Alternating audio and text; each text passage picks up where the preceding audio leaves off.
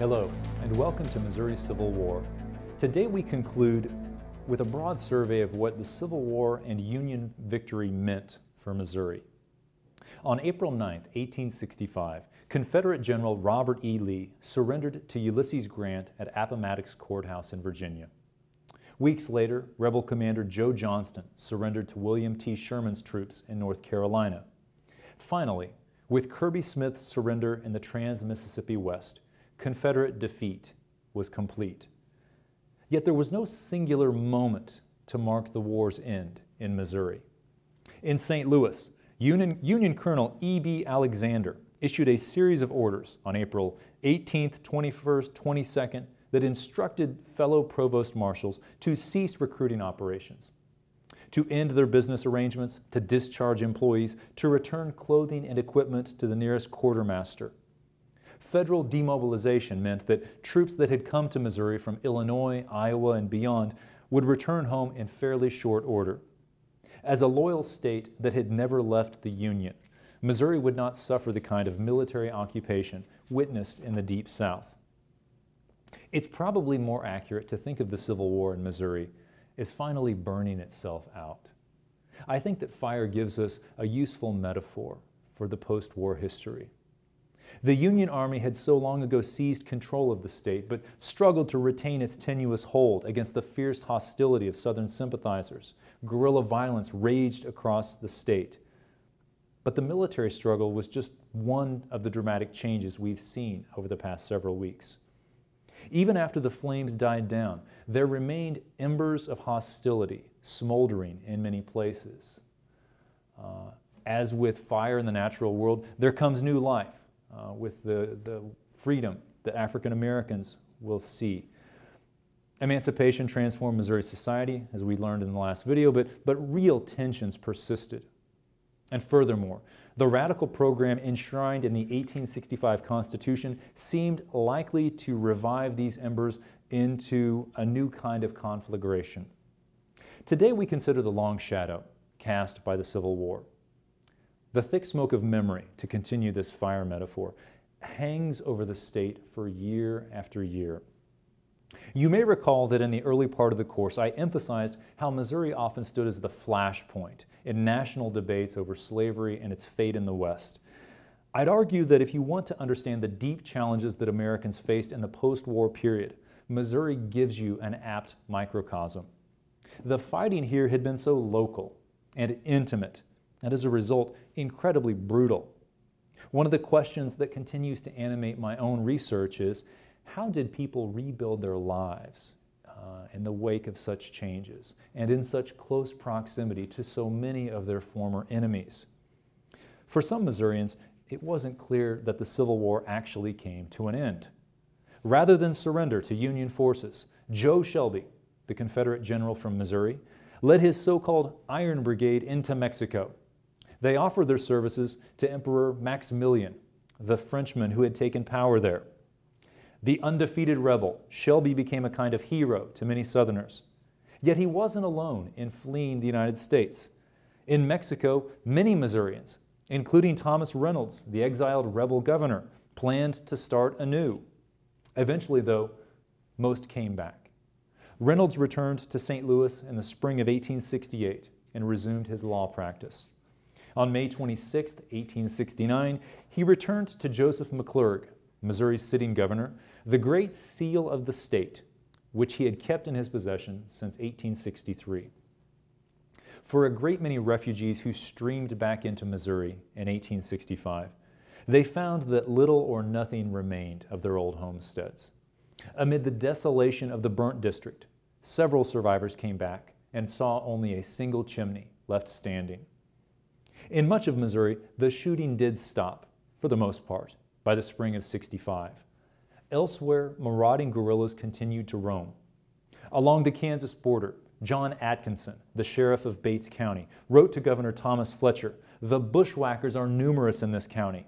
They are passing almost every day in bands from 6 to 30, robbing as they go." When one of these bands captured a Unionist near the Osage River, the guerrillas' leader, Archie Clement, slit the man's throat and scalped him. Clement had once ridden with William Quantrill, and one of the guerrillas who helped him that day to pin down the victim was a teenager from Clay County named Jesse James. Quantrill was shot and killed by Union men in Kentucky in 1865. His fellow guerrilla captain, Bloody Bill Anderson, had met a similarly bloody fate a year before.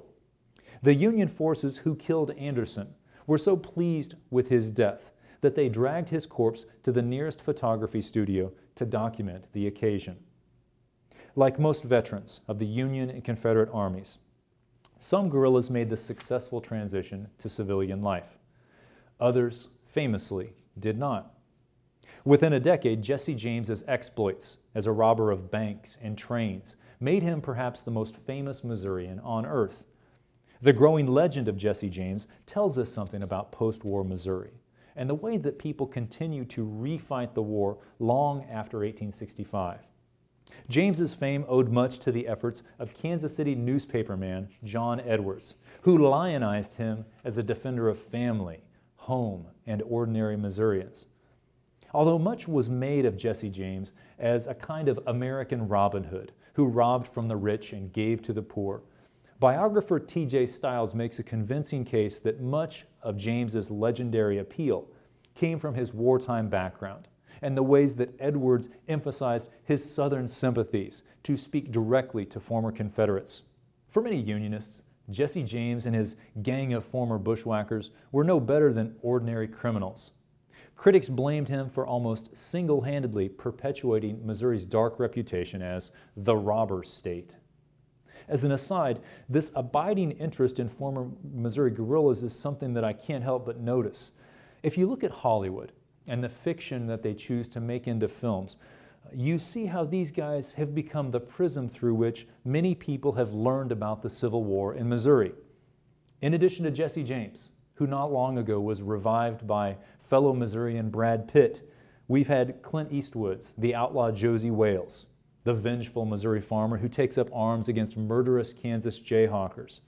There was True Grit and Rooster Cogburn, who had proudly ridden with Quantrill and named his cat Sterling Price. More recently, Ride with the Devil was based upon Daniel Woodrell's novella, Woe to Live On.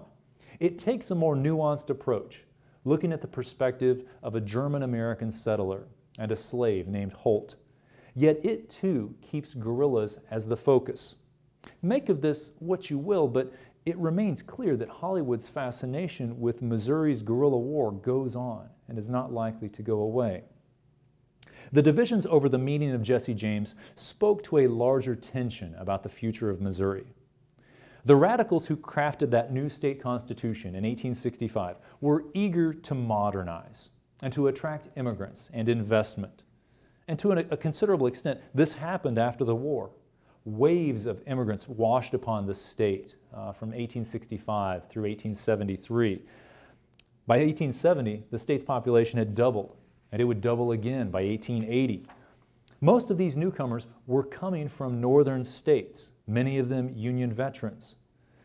There also came an almost manic push for railroad expansion, and this, coupled with Union victory, further bound Missouri's development with the North more than the South. When I set out to research the history of the Missouri-Kansas border after the Civil War, I expected to find all kinds of juicy material that showed how the war had never really ended for people living there.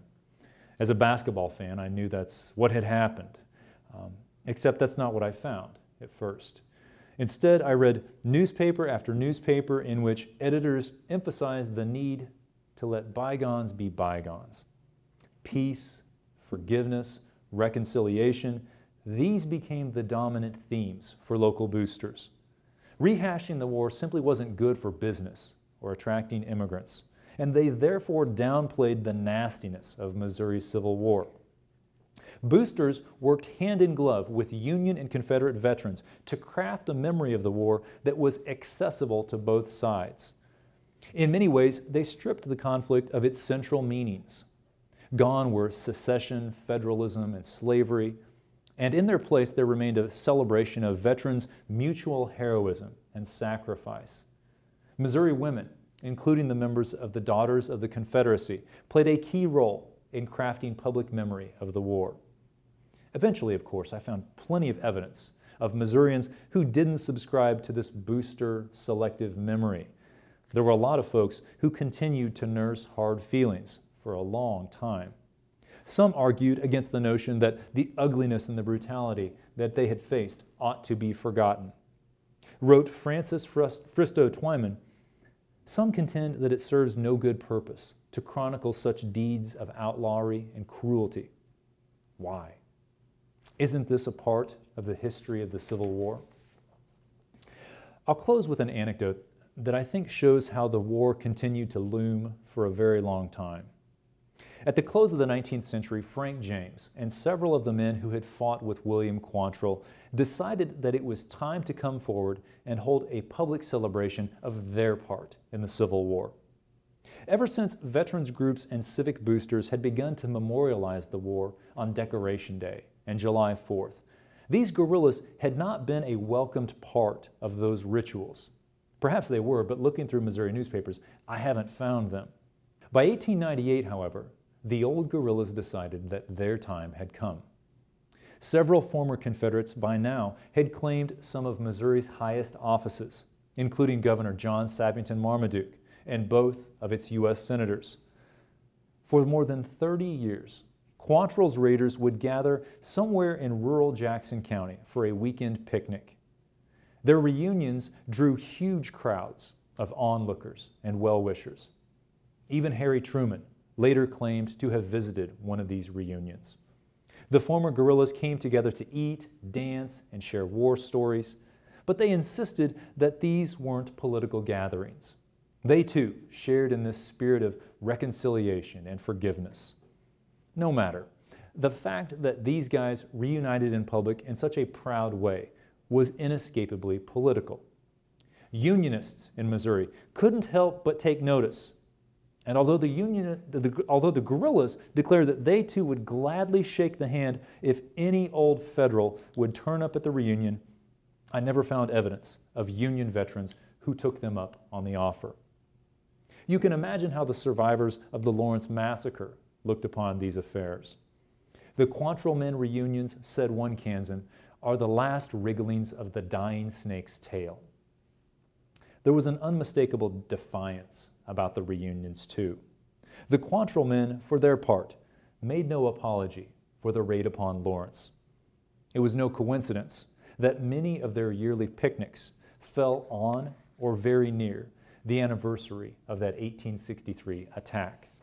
In conclusion, I will leave it up to you to decide whether the Civil War in Missouri or elsewhere did in fact come to an end.